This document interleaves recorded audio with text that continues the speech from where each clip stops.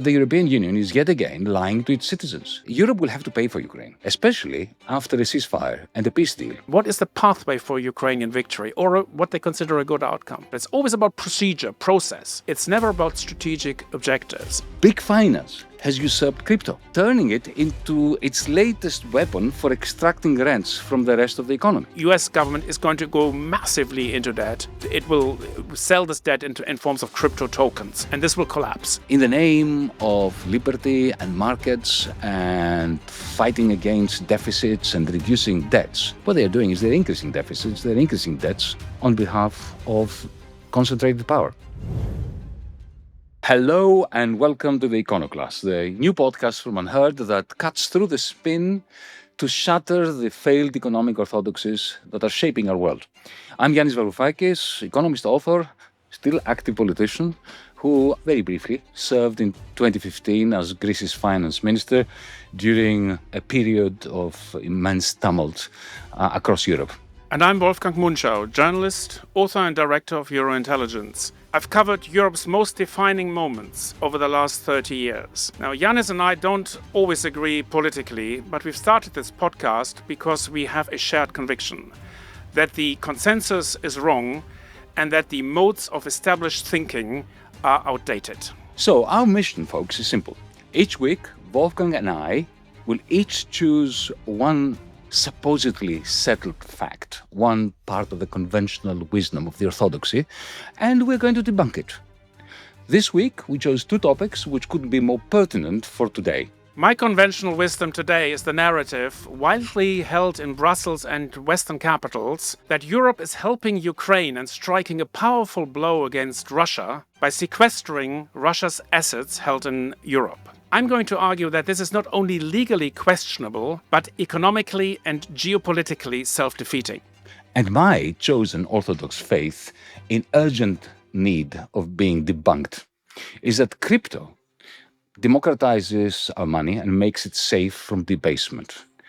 That crypto was a bulwark against the big banks, big finance, and of course our central banks, the Federal Reserve, the Bank of England, the European Central Bank. But my point would be that it has ended up the latest ruse to persuade the public to surrender whatever democratic sovereignty it has over our money to oligarchs, big tech and big banks. But first, let's dismantle the consensus on Russia's assets. The narrative is that it's a good thing. Russia committed an illegal act by invading Ukraine and will have to pay reparations at some point in the future, and we can use the assets that Russia has in Europe, frozen at this point, as a sort of a down payment on those reparations. This is a big consensus in Europe, and I think it is wrong. Now, these assets lie dormant in vaults in Brussels, deep in the vaults of a company called Euroclear, most of these assets. We're talking about 200 billion euros worth, it's about $230 billion worth. And the Europeans have now decided that they want to sequester those funds. Now, I want to talk about details later, but the politics behind this is that Donald Trump, when he became president, ended the support for Ukraine. This has been phasing out this year. He's still using some of the old money that were agreed by Joe Biden. But going forward, there will be no US support left. And the US was by far the biggest supporter of Ukraine. And the Europeans do not have enough money to make up for the US support, both military and financial. So the Russian money that was lying dormant in those safes was now an inviting prospect. And for the Europeans, it was basically the solution to a problem that how do we find the money? We have limits in our ability to raise more debt. So the money was lying there. They haven't done so because a small country, Belgium, has raised objection. The Prime Minister of Belgium is obviously the host of Euroclear because Euroclear is a company that's based in Brussels, right in the center of Brussels, and this is where all the money lies dormant. It's not a bank. Euroclear is a you can think of it as something part of the plumbing of the financial sector. It's a depository. So this is where foreign banks, foreign sovereign wealth funds hold their money that they have invested in Europe. It's considered to be the safest deposit box in the world until the European Council last week decided to raid it. The method that they've chosen, and they've spent a lot of time devising a method that they think will be legally clear.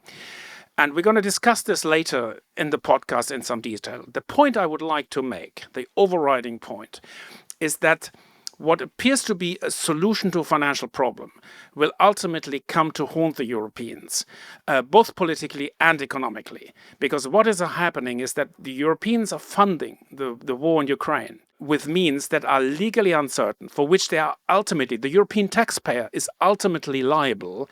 And as was the case during the subprime crisis, the taxpayer was never asked. This was basically a risk governments and political leaders have engaged in, for which ultimately the taxpayers will be responsible. It will also mean that the support for Ukraine will ultimately falter because it is based on dodgy finances. And the reason we are in this situation is because European countries, for all their eagerness to help Ukraine, are not willing to fund their support properly. So what I see here is, virtue signaling.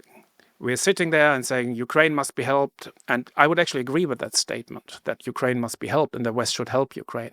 Where my disagreement comes in is that the help should come from real money, that we should raise real money, that we should shift expenditures from one part of our spending to another. If we were serious about this, what it signals to me is that they are not serious. When they talk about the Russian central bank's money, the Europeans, and you challenge them on the question of the legality, they immediately turn around with a kind of moralism and they say, yes, but we need to make sure that Putin pays a price for his aggression. In other words, they use the language of reparations. Now, I'm not going to judge that. All I'm going to do, Wolfgang, and I think we agree on this, is that I'm going to pinpoint a basic truth, that to exact reparations from any aggressor, from any combatant, first you need to force them to surrender. By insisting on reparations when nothing is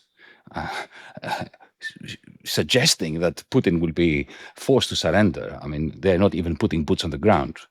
If they were serious about treating him as the new Hitler, they would have done that. By insisting, however, on reparations, when there is no prospect of forcing him into a bunker where he will surrender, Europe is essentially working against any realistic peace plan or peace deal. And when the war will end, because the war will end one way or the other, despite the Europeans, effectively the European Union will have deprived itself a seat at the table. Because Putin is never going to agree with them if they have already spent the money. So this is precisely, I think, the point that you're making. That what they're doing now is this. They want to take 140 billion and use it to buy weapons from Donald Trump, who's quite happy to sell the weaponry to them. They are not prepared to put the money up themselves. So they're using, supposedly, the Russian central bank money as collateral to raise. The European Commission will issue bonds. They will borrow from privateers who expect to make their money back with interest. And then, of course, Ukraine is never going to be able to repay this money, which means that you have to seize the collateral. And the collateral will be the central bank of Russia's money. But if you are going to have a peace deal and Donald Trump insists on one, then you have to give it back. Essentially, what I suspect you're saying, Wolfgang, correct me if I'm wrong, is that the European Union is yet again lying to its citizens, that they will have, in the end, if there is going to be a peace deal, to pay the money. That's exactly what's going to happen. Now, we probably have disagreements on certain aspects of this story, and we'll probably, come to those at some point. But my point is not here whether it's a good thing or bad thing. My point is not whether we should help Ukraine or not. In fact, I believe we should. But my gripe here is about that we're doing it in a dishonest way, and in a dishonest way that is self-defeating. The way they do this, is quite adventurous. They actually spent quite a long time thinking about how can we make this legal, because the way they originally wanted it, just basically grab the money and give it to Ukraine, was clearly illegal. And international courts would have declared it to be illegal, and Euroclear, as a global company, it has offices everywhere in the world, it would have had to pay damages, it would have had to be recapitalized. Billions, like the way the banks had to be recapitalized in the global financial crisis, it would have been extremely unpopular and extremely expensive. So they devised a scheme, very similar, by the way, to the subprime scheme back 20 years ago. They created a special purpose vehicle, or they will want to create a special purpose vehicle, which issues bonds. And these bonds will Wolfgang, I'm sorry for ultimately... interrupting, but I need to throw another dimension in this. Remember when Greece went bankrupt in 2010? What they did was they created a special purpose vehicle Yeah, for indeed.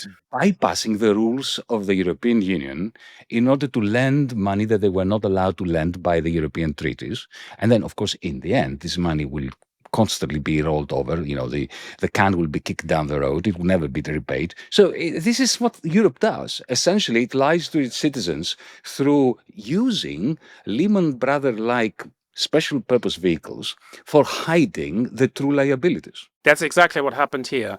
This SPV is actually not backed directly by Russian money. The SPV is actually formally backed by the member states.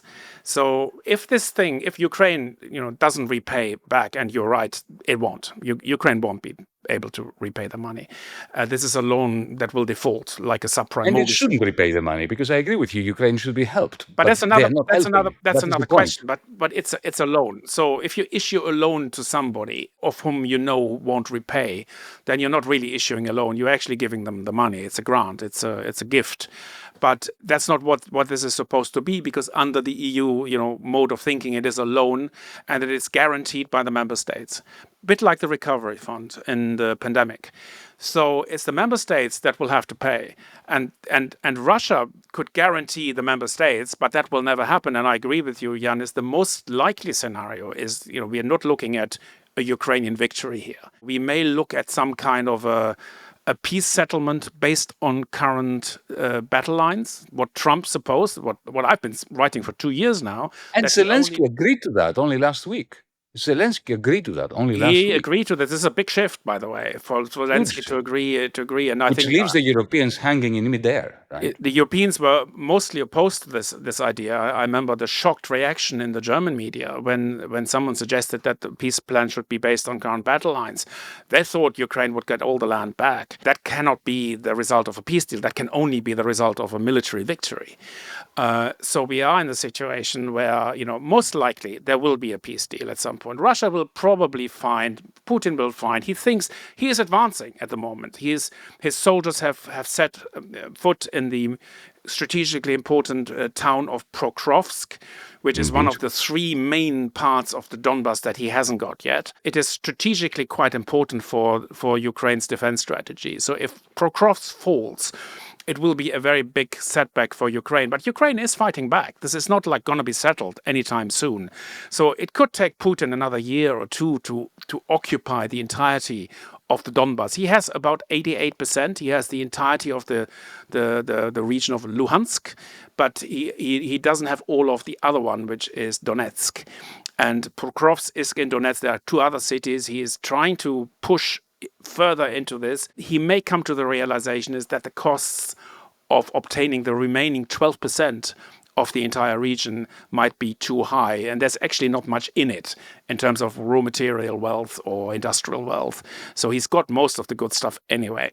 So he may, but he may not be there yet, and he may also not do it anyways because of the kind of guy he is. He just wants victory, and that might just be suit his goals. He's got a military machinery now built up, so this might take a while. But I agree, eventually this will end with a peace settlement, and that peace settlement, will, the borders will be discussed quite quickly because, you start with the current military situation. It's not actually a line. It's a piece of, it's like, think of it as a strip of land like 20 kilometers deep, and people will swap lands, and Russia might swap lands here and get some lands there. All that stuff will happen during peace talks. It's going to be very technical, but ultimately not controversial. Because we are running the risk of agreeing on almost everything so far, let me try to explore our disagreement, because you said before that we may disagree on whether and how Ukraine should be helped. I don't disagree that Ukraine should be helped. What I'm saying is that NATO and the European Union are not helping Ukraine. They are leading it down the garden path. They've been doing this now for a very long time. So allow me to say what I think is important. Europe will have to pay for Ukraine, one way or the other, especially after a ceasefire and a peace deal, because the country is devastated. And the United States has a very long track record of making Europeans or the Saudis pay for wars that they were very keen to support initially and then they abandoned, right? Remember Iraq and so on. They will definitely make the Europeans pay for Ukraine. And I think that we should pay for reconstructing Ukraine. Throwing this money now after bad in order to keep sending them weapons and to prolong a conflict from which they will only lose more land, I don't think this is help. But allow me to make 2 points which I think will provoke you to disagree with me. First, the idea, which is an orthodoxy, that it is up to Ukraine to decide whether they want to join NATO or not, to me sounds preposterous, Wolfgang. And to see that, imagine if Mexico, if, Scheinbaum, my friend, who is the president of Mexico, decides to join some kind of military alliance with the Chinese or the Russians. Let's stick to China. And the idea is that Chinese intermediate nuclear missiles are stationed in Tijuana and in Juarez, a stone's throw from El Paso and from San Diego. I don't think that Mexico has the right to do that, to jeopardize world peace. There is no greater positive externality than world peace. The rest of humanity have a right to say, no, this is madness.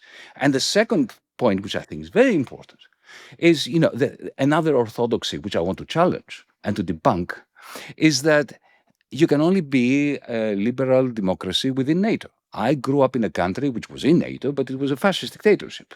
And similarly, I used to, with my family, take refuge in Austria to, as my father and mother used to say, to breathe democratic air, which was a country, liberal, social, democratic, that was not part of NATO and it was neutral. So the idea that a neutral Ukraine will necessarily not be liberal and democratic and sovereign is absurd.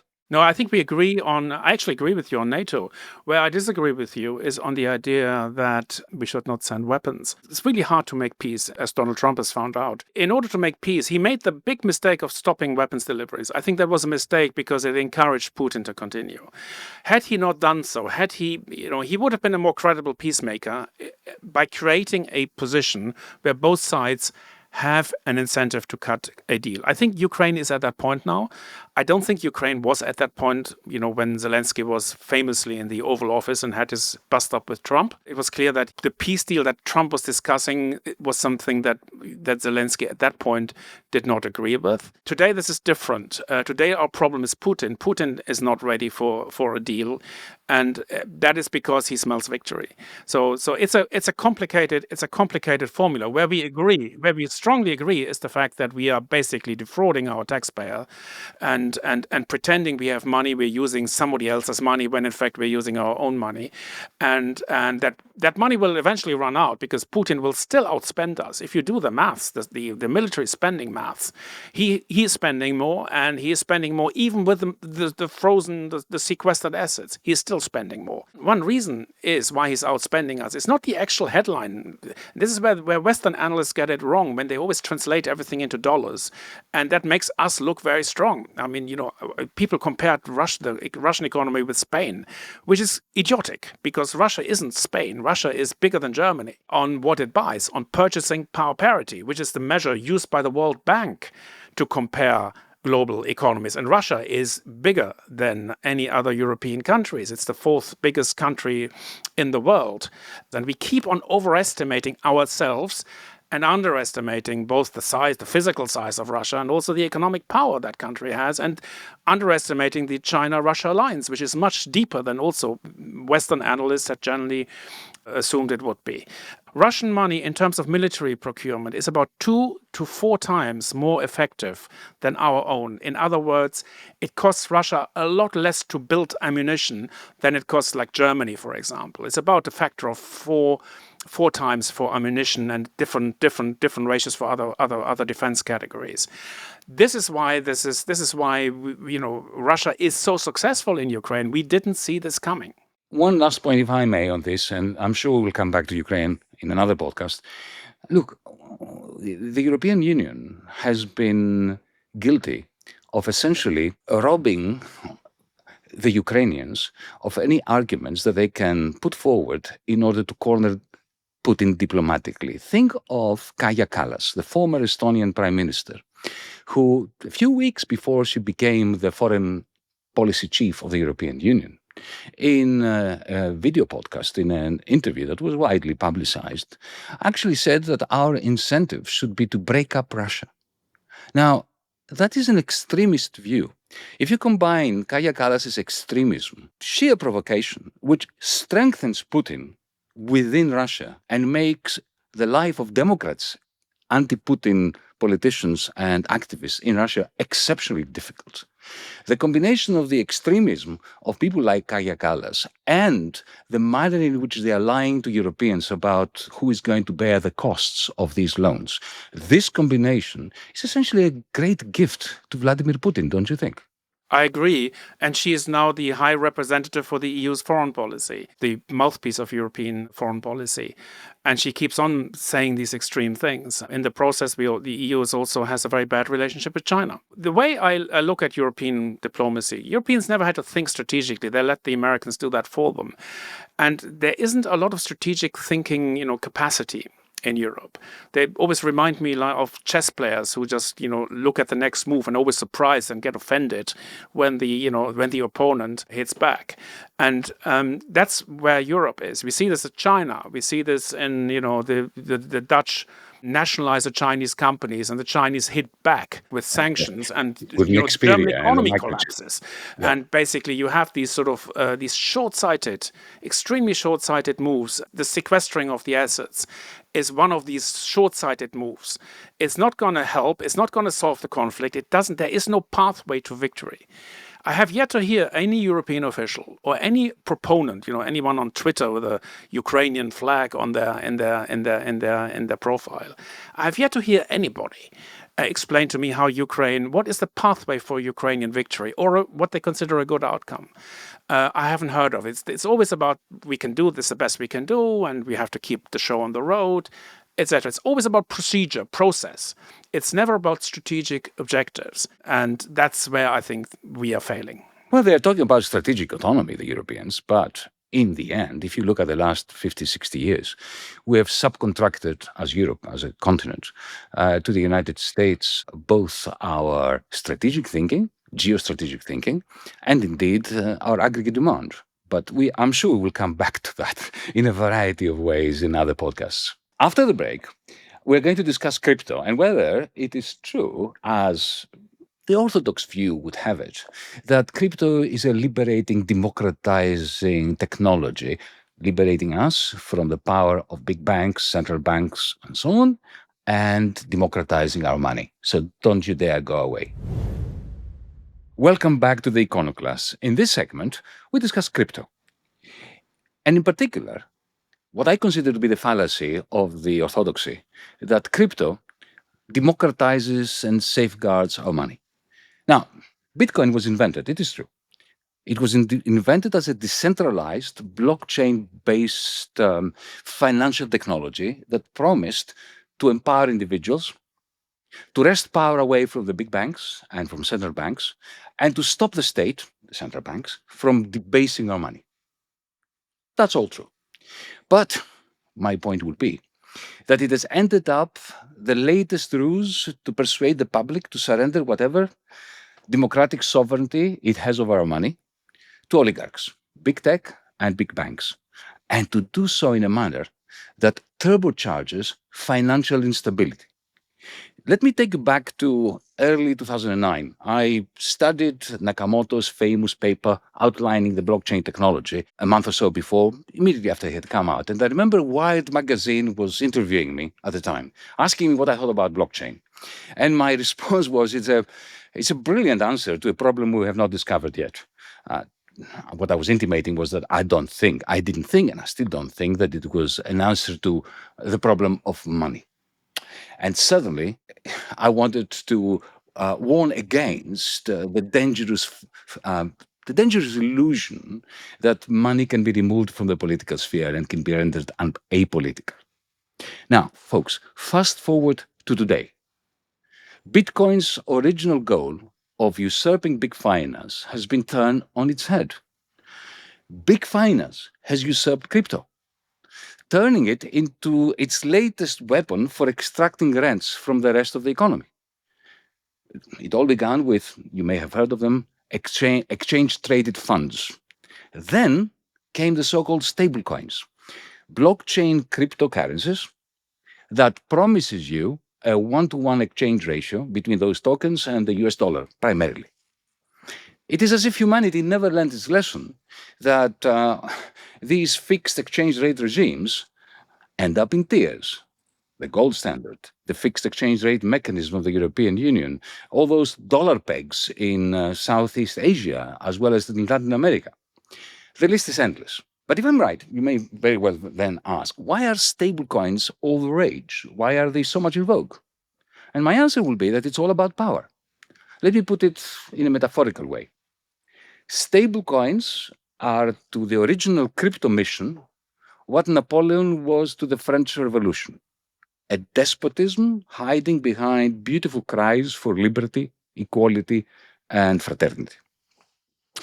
What has rendered stablecoins truly terrifying, at least to me, and I'm really looking forward to finding out what Wolfgang thinks about that, are three pieces of legislation ushered in by Donald Trump: the Genius Act, the Clarity Act, and the Anti-Central Bank Digital Currency Surveillance State Act. To cut a long story short, I'm not going to go into the legalities or the technicalities. What I think is this: these three pieces of legislation turn stablecoins into the American government's secret enabler of more deficit spending, while at the same time, these pieces of legislation deny their central bank, the Fed, the tools that will be essential when the stablecoins go belly up, as I'm sure they will. In the same way that Wall Street's CDOs and CDSs, those stocks derivatives, went belly up in 2007, 2008. And here is my concluding parting shot. Like Napoleon, this portrayal of absolutism as liberty will not end well. I would agree with you on the ultimate outlook, but we have to sort of distinguish between the various parts of the crypto industry. The crypto universe is not like one thing. I mean, you were right. It started off differently. It's sort of emerged into something completely, alien to what it started off. But these early guys, these early people are still around, and the crypto universe is as divided about these things as the rest of us are. And we have to distinguish really between vanilla crypto, like the stuff that Nakamoto did in his white paper, that's still around. The Bitcoin is still around now. It's still it's becoming more part of the financial system with the ETFs and all the other sort of vehicles that use it, and people streaming into it. It's getting very expensive. And asset-backed crypto like stablecoins. Now, I completely agree that asset-backed crypto is dangerous. It's another way of borrowing money. But one of the history of finance is that there's always we're always trying to cover up the way that we are borrowing. We talked about the Ukraine asset rate. That's the same thing. But in crypto, we have now the stablecoin, and that's another way, as you said. U.S. government is going to go massively into debt. It will sell this debt in forms of crypto tokens, and people will see this as sort of an asset class in its own right until they realize, oh my God, behind all these tokens just lies a lot of debt, and as there was with subprime mortgages, and this will collapse. I completely agree that stablecoins constitute a massive financial stability risk. But at the same time, even if that were to collapse, the blockchain on which Bitcoin is based and the blockchain on which Tether, which is an alternative system, is based, and several other cryptocurrencies, these blockchains will still be there, and it is quite possible that these investments or that these asset classes will survive a complete meltdown of the stablecoin systems. And I also believe that, and here we have a slight disagreement about this, I think it will put pressure on central banks. It is a debasement strategy, and I still think that it is, when people invest in crypto today, it is a debasement bet. That's the reason, that's the reason people invest in gold. It's not like they want gold back as a currency. I don't think that's the situation anymore, but it is a debasement bet. I will agree with you that we need to decompose the crypto space. To begin with, there is blockchain. Now, I consider blockchain to be one of the great successes of the human spirit. When I first looked at the way in which you can construct a ledger whose keeping and upkeep is utterly decentralized, I shared the enthusiasm of the early Bitcoiners. I didn't see it as a potential money, and I don't want it to be a potential money. But already we have ways of using blockchain for other things other than money, which are extremely empowering for whole communities. I know of communities of cooperatives, of people who are sharing assets, and they're doing it using blockchain, which allows them a truly democratic control over the joint assets or the assets that they are creating and distributing between them. So this blockchain is brilliant. Then there is something like Bitcoin or Ether or any of those wildly fluctuating in dollars cryptocurrencies. Now, I don't mind them. I have termed myself a Marxist libertarian to confuse everyone and to be hated by both Marxists and libertarians. But, let them be, let them, a billion different such cryptocurrencies bloom. If people want to, instead of hedging or investing or, putting money into gold, if they want to put money into Bitcoin, good luck to them. That's fine. But that world is macroeconomically insignificant, Wolfgang. And it will always be macroeconomically insignificant. So people can do whatever they want, as long as they know that they're taking risks and they don't need to be bailed out by you or me or anybody else. So there's blockchain, there are the original cryptocurrencies, and then there are stablecoins. Now, stablecoins are a clear and present danger for humanity. They are becoming increasingly macroeconomically significant. Donald Trump is essentially, I read when I was reading Stephen Miran's Mar-a-Lago paper, which outlined the very coherent strategy of the Trump administration vis-a-vis tariffs and trade, and how will the United States maintain its hegemony in a world in which its interest is becoming insignificant. That is the question of that paper. Now, you don't have to agree or disagree with it, but in that paper, it was clear there was a role for stablecoins. Because when, for instance, Washington under Trump is bullying Japan to get rid of $500, $600, $800 billion, and they don't want them to buy yuan or euros, because they want to maintain the hegemony of the American dollar. So what they're doing is they're pushing them towards buying US-denominated stablecoins, knowing that when Tether, one of the companies that issues one of these US dollar-denominated stablecoins, will take the money from the Japanese, let's say, or from the Germans, or from whoever, take the dollars and use them to buy treasuries in order to put them in the bank. That's how stablecoin companies, that's their business model. You give them $1, they buy $1 worth of treasuries, they collect the yield, the interest rate on that treasury, and they're laughing all the way to the bank, right?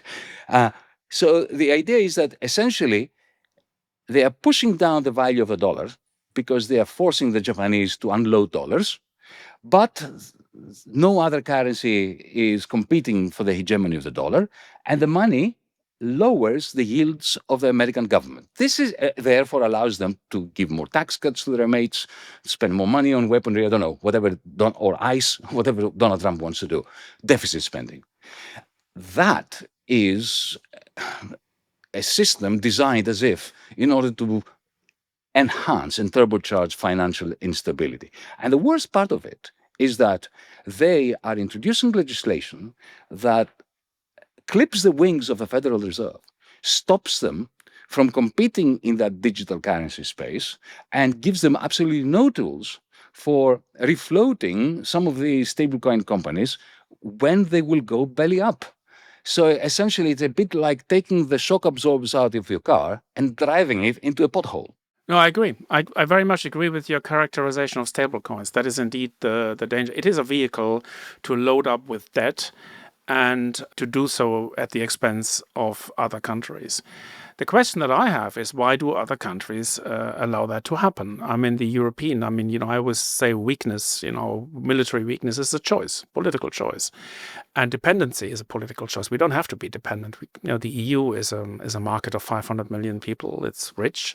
It could have created the euro as a rival to the dollar. The EU chose not to do that because it was convenient not to do that, because being a global currency costs money. Of course, it means it's not just costs money, but it actually costs political capital. The trade surplus, you can't have a huge trade That's surplus. right. You can't have a true. That would have been a cost. Absolutely. We couldn't have a persistent. I don't buy the story that you have to have a deficit. That's what America did. That is not necessary for the system. But at least you can't run persistent trade surplus against the rest of the world. That's what the Europeans did. So I completely agree. We have the choice to defend ourselves against this madness.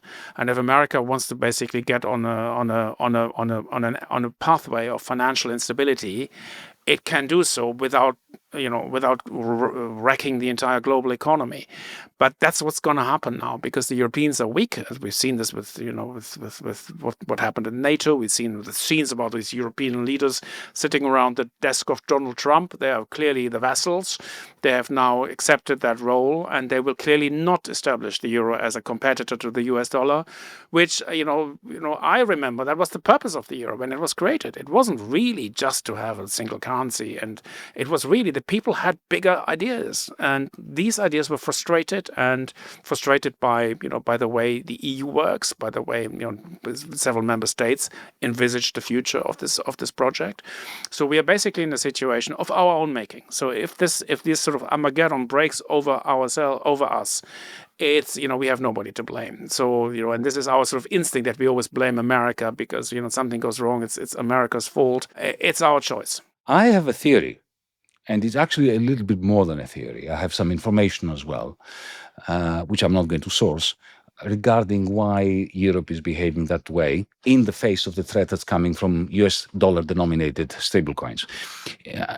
I am convinced that within the building of the European Central Bank in Frankfurt, people are freaking out about Tether, Circle, and all these US dollar-denominated stablecoins. They don't want them. They would like to see them curtailed from the financial circuits of the European Union. They know that they are so convenient, these stablecoins. They are so convenient compared to the clunky plumbing of the European Central Bank's own payment system, or SWIFT, or any of these systems, which are extremely tedious and costly for people to make payments, especially across border. They know in Frankfurt that the only way of effectively shutting out US dollar-denominated stablecoins is by creating a digital euro. And the people in the European Central Bank have been talking about it for a long time, and they really want to do it. But it is the Frankfurt and the Paris banks that do not want them to do it. They consider that to be a direct competitor for their deposits, which they are. Now, I'm all in favor of more competition for the Frankfurt and the Paris banks. They deserve it. We would all be better off if you and I could download a digital wallet from the ECB and use it as a digital bank account. And if BNP Paribas or Deutsche Bank want to offer me or you a better service, let them offer it. That greater competition would have been a good thing. But of course, this is not a competitive market. We know there's exorbitant concentrated power in the hands of these bankers, and they are terrorizing the people in the ECB. And so there is a clash between what the ECB would like and what it is permitted to do. And there's a clash with the European Parliament as well. The European Parliament is also frustrating this project and is kind of crippling this project. I mean, the idea, you're right about the ECB and the central bankers. They're worried about that, and that's the reason they have they're planning the digital currency. But for the digital currency to be a competitor against the stablecoin, The stablecoin would be kind of the stuff that Amazon would offer as a means of payment. It would become, it could easily sort of become our normal means of payment and oust our national currencies if we are not careful. So the digital euro was sort of a good idea. But the ECB, first of all, the thing goes through the banks, and also it will be crippled in terms of the number of transactions you can make, the amount of transactions you can make. There will be no such limits on US dollar stablecoins. So the US dollar stablecoin will be a vastly superior payment system to our, digital I don't currency. see that. I don't see that. Why would it be vastly superior if the ECB were, let's say, you and I, all of us, could download a digital wallet from the App Store? That's the idea, that it will be in your wallet. And then you can transfer. You can tell your employer or your customers pay my dues or your dues into this wallet. Now, why is this constrained? Why is this It would be a constrained? constraint because the way it will be regulated, it will impose spending constraints. Well, why? They For the shouldn't. very Well, they reason that you shouldn't. mentioned, that Oh, okay. So the that we problem is not technical. The problem is not that no. the European Union could not have a proper digital currency. Oh no, The they problem is can. that the banks of Frankfurt and Paris are preventing the Europeans from having a technology which is freely available. I mean, we could have it next month because they want the bankers, the big banks of Europe, want to maintain their right, their power to extract financial rates from the rest of us. In other words, we are again in front of, facing the reality that we are in an oligarchy. Now, by the way, what you said about the European Parliament, look, maybe the European Parliament is an excruciating place. I have no doubt. But at the same time, it's utterly irrelevant. When, if the ECB did not have the constraint of the bankers, the European Parliament would roll immediately. Yeah, no, the way this works technically, I mean, this thing has to be approved by the European Parliament, and the opposition has built up, and it's the bank's lobby power that's the essential constraint there. The ECB wanted something bigger. You're right, it's technically possible. Technically, it's easy. I mean, it's just a wallet, just a payment. The ECB creates the money; they can create this money, but they would basically have a payment system that's outside the banks, and the banks would lose their monopoly power. Basically, that's what would happen, and they're fighting against this effectively, of course. And this thing will be crippled for that reason. It's not crippled technically, it's crippled because of the regulation. In Europe, we're regulating everything to death. And it's like AI. We've regulated AI to death. That's why we're not competing in it. We are basically decided that, this is the way the EU works. It's just a massive bureaucratic monster. And we will kill this important project, or cripple this important project. And the onslaught of the US stablecoin will hit us unfiltered. And it's not because we have no choices. It's because of choices we have made in the past and about choices we will make about the digital currencies in the future. But I shall insist on this. It is not just irrationality that springs out of a bureaucratic mindset. The bureaucracy works in the interest of the big banks. So it's motivated irrationality. Allow me to, if I may, to bring in a personal dimension to this. It's something you remember because we discussed this a long time ago in London, but our audience doesn't know it. When I was finance minister in the middle of a catastrophic bankruptcy of the Greek state, I remember the Greek state owed 10 billion to various businesses, tax returns and VAT returns and various payments which just were too impecunious to make. And I was planning a blockchain system where there would be reserve accounts, it automatically created for every tax file number, not as part of the monetary system, but as a part of the fiscal plumbing of the state.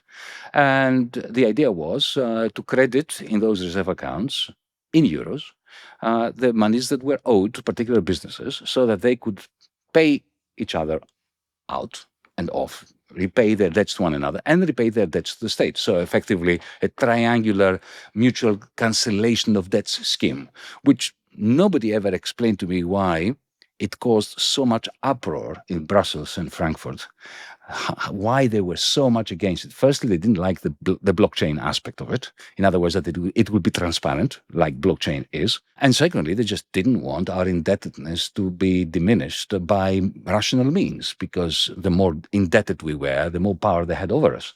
So, this is my constant gripe with the European Union that in the end, in the name of liberty and markets and fighting against deficits and reducing debts, what they're doing is they're increasing deficits, they're increasing debts on behalf of concentrated power.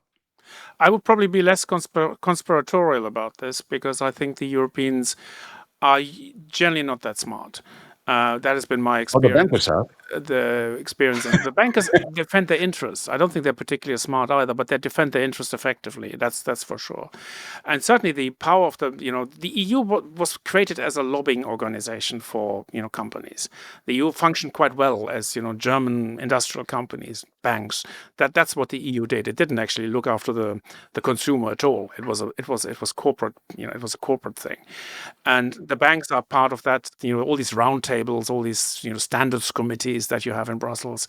It's the very natural thing for them to do. It's the way the system has been created. So is Washington in many ways. Inside the Beltway is a highly the lobbies are the most powerful people that influence politics, and a lot of what the Trump administration's policies are very heavily influenced by the tech lobbies.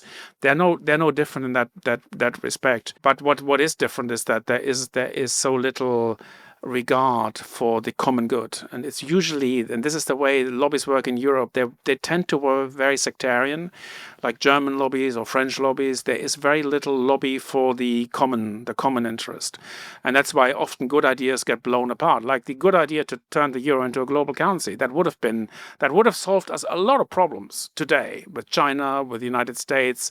We would have been in a much stronger position to defend ourselves against terrorists. We would have been much easier to raise money to help Ukraine. It would have been much easier to build alternative supply chains if you had the ability to do this. But there were narrow reasons at the time, very narrow reasons. When you ask them why they didn't do this at the time, they were like the Bundesbank being afraid of short-term money market fluctuation. Where you wonder, is this why you didn't want to do this? So nobody thought about strategically, and this is something that I observe again and again in my dealings with Brussels. There's thinking about what's right and wrong. There is thinking about principles, but there is no strategic objective to anything they do.